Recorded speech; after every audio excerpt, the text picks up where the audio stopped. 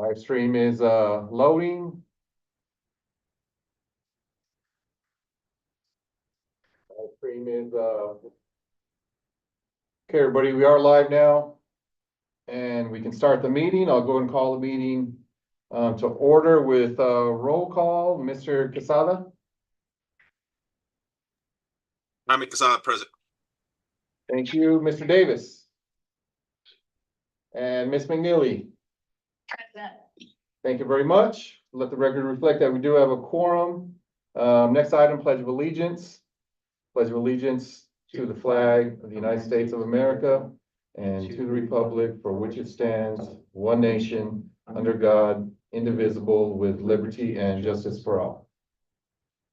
All right, next item on our agenda is the approval of our agenda today and the previous minutes from December 17th, 2025.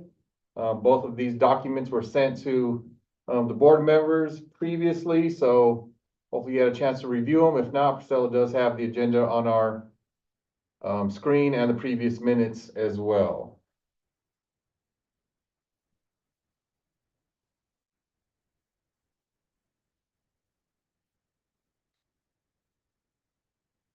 Anybody have any questions about either one of these two agenda items?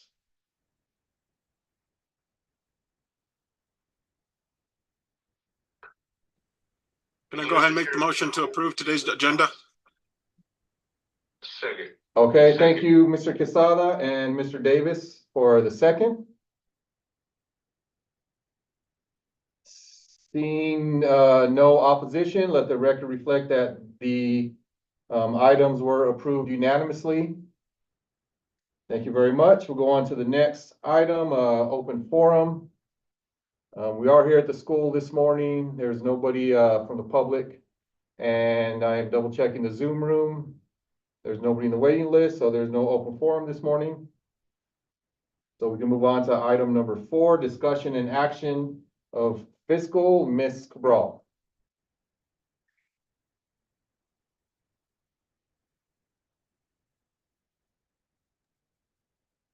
All right, good morning, everyone. So I am going to begin with our December 2025 budget reports. The first report we have up is our function dashboard. So as a reminder, we are required to remain in budget by function level, as well as not overexpend our allocated fund budget.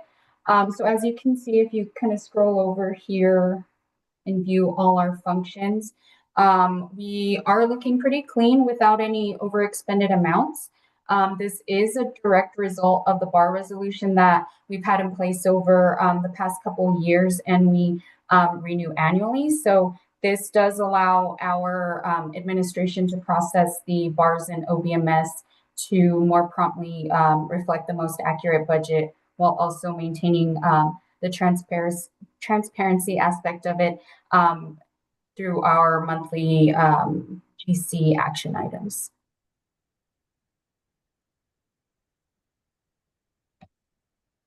All right, next is our fund dashboard, a visual of our year-to-date budgets, and looking pretty well there too, as well as our remaining percent of budgets there.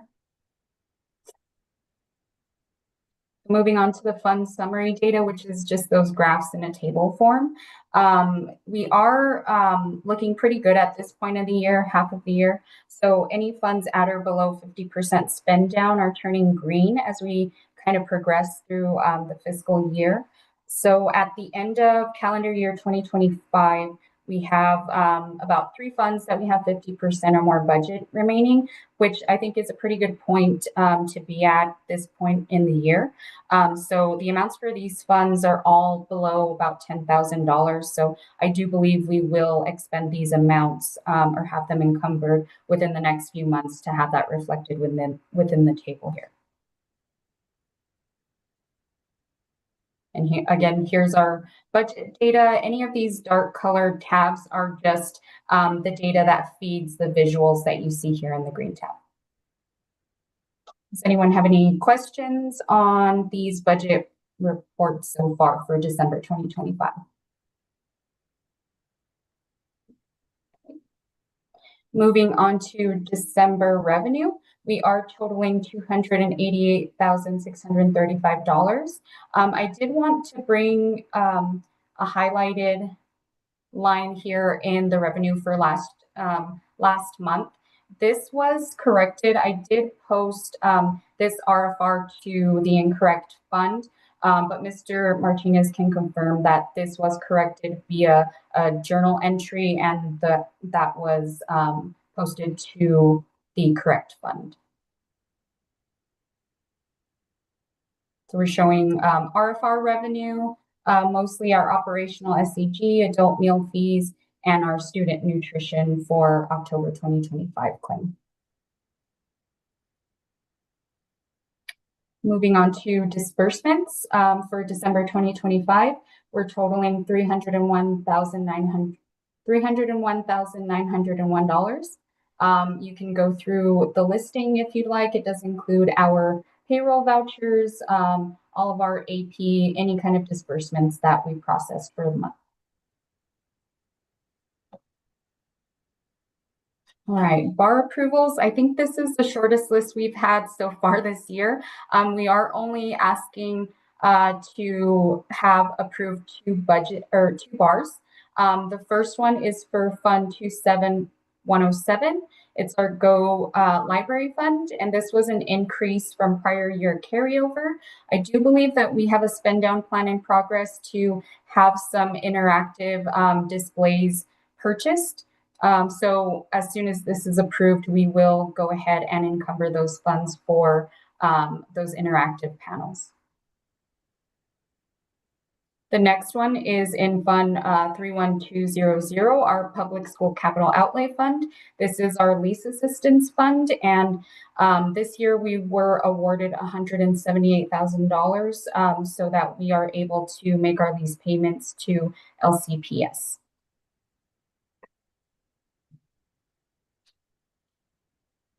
Does anyone have any questions on the budget reports or the bars as presented? Just to clarify that lease assistance, in our lease agreement with the LCPS school district, we have agreed to hand over the lease assistance that we do get from the Public School Capital Outlay Fund directly to LCPS without any extra being taken from our operational budget or any other budget that we have. So whatever that fund amount is or that award amount is every year is what does go to LCPS, but it is a good deal for us because we're not expending any of our funds for our lease. One quick question is, so are they just accepting what they're giving, what we're earning to be able to pay them, or is there a set amount on the lease? No, they are accepting whatever that award is every year. Got it. Okay. Fortunately for all of us, it has gone up every year. Like when we first made this agreement, it was in the 130,000 range. And because of and it's all based on enrollment. So because of our increase in enrollment the past 4 years, our steady increase, that award has actually gone up. So the district is, is happy to see it go up as well. So they're able to recover all of that amount. Again, it's a good deal for both LEAs. Yeah, we would not be able to utilize any of those dollars for any other purpose anyway.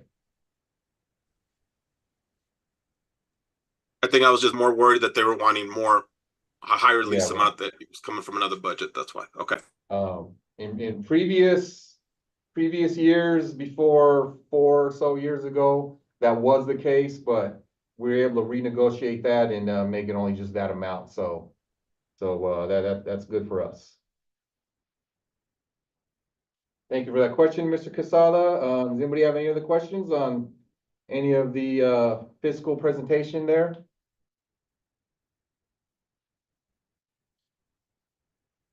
If not, we can entertain a motion to approve our fiscal report and the action items bars for Fund 27107 and Fund 31200. So move, Mr. Chairman. Thank you, Mr. Davis, for that motion. I second. Thank you, Ms. McNeely, for that second. Seeing no opposition, the motion unanimously approves. Thank you very much. Now I'll move on to my report, starting as always with enrollment. We are currently at 209 students. We're pretty much holding steady. The 120 days coming up in February. So we really don't anticipate a lot of enrollment swings from now basically until the end of the year. So I anticipate hovering around that number. I know Leslie and Laura downstairs and Amy have been accepting phone calls for new students. We just talked about a few that are going to come in this week. So we continue to enroll students, but you know, per usual in our mobility, we continue to, for various reasons, have to withdraw students as well. So again, I anticipate getting or sticking to that number. Currently, we have 30 seniors on our enrollment list that are classified. I'm sorry, 32 seniors that are classified as seniors, and Mr. Sandoval here is going to give kind of report of an anticipated graduation amount as far as the number of seniors that will be on qualifying for graduation requirements. So we'll do that here in a few minutes. Does anybody have any questions over enrollment?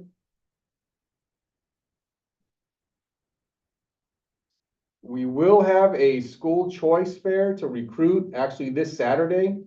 There'll be other charter schools and I believe some private schools there. And we're expecting a large turnout. It is at the mall from 11 a.m. to 2 p.m. At the mall, sort of, I guess in the area where the movie theater is, kind of in that area. So you'd like to go check that out, you know, you'll get to see our booth and talk to some students if you'd like. And just kind of check out the event. You're more than welcome to go. But it's really a recruitment event for next year and kind of get ahead of that. So we'll be participating in that. The next item, I just want to talk a little bit about some different programs that we've really been involved in all year, but have been more recent as far as the convenings and meetings and different trainings. So I'll start with the New Mexico Association of Career Technical Education. The conference, statewide conference, was actually last week, and it was here in Las Cruces. So we had all of our, or most of our CTE teachers there for 2 days going to different sessions. And we actually had 4 teachers present at sessions as well. So they were able to represent Sendero Prep and present what we've been doing here to other CTE teachers and administrators and other partners from around the state. So we were, you know, very happy that they were able to do that. It's a great opportunity to let others know what's going on here at Sendero Prep. And those teachers did a great job in their presentations. They were able to also view other presentations, get some good ideas, and then also, you know, really connect with the College and Career Readiness Bureau and other ACTE members to advance CTE in our school and around the state. So wanted to let you know about that event. There's another program on the horizon, and that's CLR Instructional Coaching. We're going to be working with Dr. Hawley and his company, who he's been in front of our staff 2 different times this year. And this is kind of the next phase where teachers are volunteered to get individual coaching from the CLR staff that Dr. Hawley either himself will do or his staff. And they'll come and do different site visits. They'll do classroom observations, and they'll have exit meetings, and to really try to advance the relationships, you know, that we have built with our students and our population, and making sure that we're communicating with them in a very responsive way based on their needs. The next program is a Navigate program. And we just had a Navigate site visit last week as well. We have, since we've last spoke, we know we've been in Albuquerque 2 or 3 times this year already. We got another one coming up in March that we have to go to. And I'll let Matt kind of take over from here. It's really about the graduation rate and increasing that graduation rate. And we're really digging deep into every single senior, having an individualized plan. And I'll let Matt kind of go over some of that, what that plan is. Yeah, so we've been working with Navigate this is our 4th year in the program, and it's related to our graduation rate, specifically our H4s. So you can have an H4, 5, or 6 senior, and that means it's their 4th year, 5th year, or 6th year actually in high school. The data the primary data the state is looking at is our H4 data, so those seniors graduating on time with their expected cohort. At the beginning of the school year, before we started this year's work with these kids, we had an expected or anticipated graduation rate for our seniors of 37%. After building an intervention team for our seniors and bringing on a lot of these programs we've discussed in previous meetings, such as work-based learning, GRIP, and just alternative methods of credit recovery, when we pulled middle of year data, that percentage rose from 37 to 63%. So we nearly doubled our on-track students. I do think that right now, because of our mobility rate and the students we serve, that 63% is probably what we're looking at at the end of the year. It could go up or down 1 or 2 students.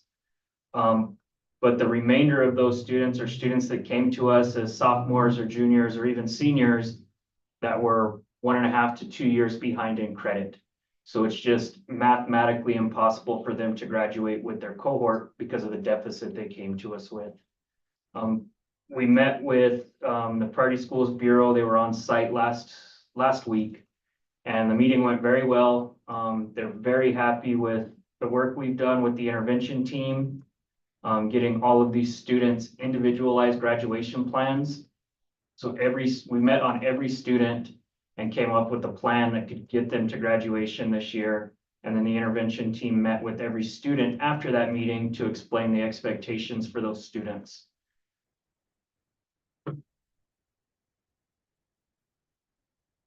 Other than that, does anybody have any questions about Navigate? Again, it's really focused on our seniors and our graduation rate. And just to remind the board, the graduation rate, how it's calculated, is really complicated. And we, don't necessarily get the full credit for kids that we're able to do credit recovery with and get them where they need to be. It's a shared responsibility between us and wherever they were at previously. It's, a formula where it's broken up into basically 16 quarters and where each student was enrolled at their entire high school career, whether, it takes 4, 5, 6, or even 7 years to graduate. And the only graduation rate according to, I guess, state designation is the 4-year graduation rate. So, we're kind of locked into really focusing on that cohort. But obviously we're locked into meeting the needs of every individual student, no matter what cohort they're graduating with. So the personnel at Priority Schools Bureau who operate Navigate, they understand all that. They're very supportive, at the state level with that bureau. And, we feel comfortable with our relationship with them and theirs with us. Again, they do understand all of that. But just when you see that graduation rate come out, I just want you to be aware of or have an idea of how that's calculated and what that 4-year cohort rate means. And that way you could dig a little deeper in the 5-year cohort rate and the 6-year cohort rate. Because, as being a re-engagement school, we're always going to have those 5th and 6th year graduates as well. And they're just as important to us as a 4-year rate is, or the 4-year cohort is. But, according to school designation, like I said, that 4-year one is really the only one that matters. So So just wanted to put that out there as well. The next item is the HERE program, and that is for attendance. We're pretty much in kind of two different attendance programs with two different bureaus at NMPED, but we are in-house aligning everything. So I know we had a long conversation about what we're doing with attendance, you know, our attendance intervention plan, our one-page document that I showed you last month. And we're getting ready to do those interventions based on 4 different tiers and where students fall in those tiers based on their attendance. So we'll keep you up to date on how that goes and how that's going. Any questions, any of those PD and training initiatives that we're in?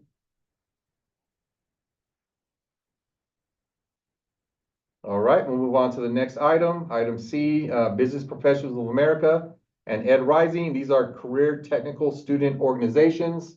I have a couple of things to talk about when it comes to this. First thing is on Thursday, our BPA kids and some of our Ed Rising kids, along with their teachers, are going to be traveling to Santa Fe for a CTSO day at the Roundhouse. It's basically a rally of all the CTSO students around the state that can make it.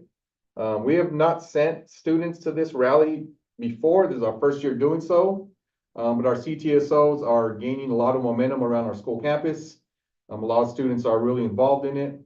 And it really gives them, you know, a sense of identity with their CTE program of study and, you know, something to really look forward to as far as competitions. No different than, you know, a football or basketball or cheerleading team, you know, works really hard and prepares to compete. They're doing the same thing, but just in their career program of study. So we're excited about that. They'll be, you know, dressed professionally. That's the expectation and requirement. So we're gonna help with that. We do have a professional closet. If students don't have that, I know BPA does have their own, you know, kind of uniform. So on top of that, they'll also be going to Albuquerque in February. Both groups for, you know, at different dates for their competitions as well. It'll be the state competition. If we remember, I did announce a few months ago that the regional competition, the BPA students did very well and they did place in most of the events that they competed in. So we're, you know, they've been since then and even prior to that been prepping for their competition and at state, as well as the Ed Rising of the future teachers. Ms. Fuentes and those kids have been prepping as well. So we'll give you reports on how those competitions go, probably in the March meeting. Approximately how many students are involved in that? We have about a dozen BPA students, and I believe 7 or 8 of them are going to go to competition. And about 6 students in Ed Rising are going to be going to competition, and there's about 10 of them in that CTSO. Thank you. No problem. Next item is I wanted to mention a Future Focus Education newsletter, and I'm about to send that out to you all. In fact, I'm just sending it now. So maybe you could check that out while I'm talking about it. If not, you can look at it later. But it was a newsletter that featured one of our students. His name is Nico, Nicholas Corona. And you can read the story there once you have a chance. But basically, he was one of our kids that really had kind of resigned himself to dropping out. And Mrs. Snedos, our CT director, actually kind of saw him at the grocery store, I believe, and said, "Hey, we have a new program called GRIP. I think it would be good for you, you know, come in and talk to me about it." And he did. You know, to his credit, he came in. And really, long story, kind of make it shorter here is we were able to get him into GRIP, and we were able to place him in a work-based learning experience at a dentist office.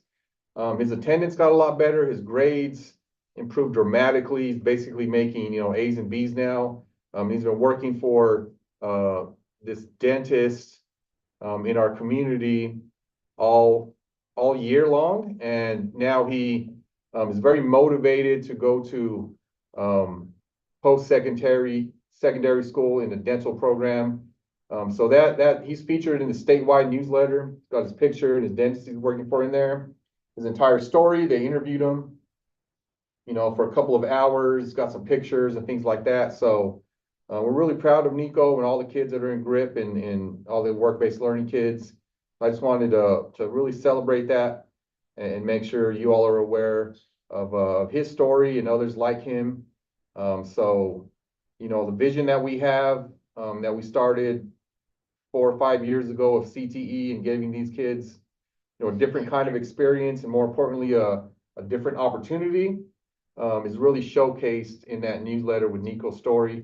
And again, he's not the only one, but I do encourage you to read that, and check out Nico's story there.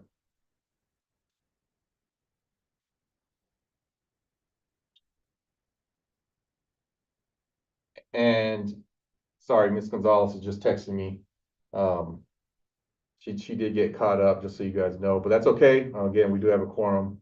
Okay, last item is board training. I know Ms. Gonzalez wanted me to put this on there to remind everybody. Herself, Miss and Mr. Davis are done with their training. And I believe the rest of you probably will get it through the Canvas program with Charter School Division. Ms. McNeely, I know you've been kind of working with Matt to get that set up. Were you able to get into that program, Ms. McNeely? I was, but I am currently doing a course for work, which ends at the end of this week, so I will focus on that next month. Okay, yeah, no I'll problem. get it done next month, yeah. Okay, yeah, I mean, it needs to be done by the end of June, so we certainly have plenty of time still. Just want to make sure you're able to successfully get on that. Okay. I'll wait till the last minute. I just have to get through this required training for work and then I'll be good. Okay, no problem. Thanks for that update. Mr. Quesada, let me know if you need assistance in getting set up in Canvas, and we'll get that taken care of as well. I will, but I'll reach out to you. I need to get assistance back into it again. Okay, no problem. Thanks for that. Other than that, if there's any other questions or comments, that's all I have for you all. I do have one question. Yeah, go for it. I know a lot of women business people, and if we wanted to donate clothes for the closet, how would I advise them to do so? Yeah, that'd be great. You would just have them contact us here at the school, or even, just like call Amy at the front desk, or just drop by, and then we can get them in contact with our CT director and our BPA sponsor to make sure that, we can get them together with those clothes and add it to our professional closet. And even if like you're lacking something like shoes or jackets. Yeah, they would know. let me know. Okay. I will specifically ask for those items. Okay, thank you very much. That's great. Yes. All right, anything else?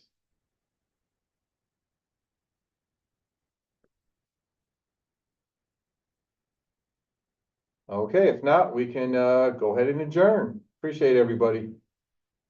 Have a good one. Everyone take care. Thank you. Thanks, Mike. All right, we'll see you. Okay, talk to you later.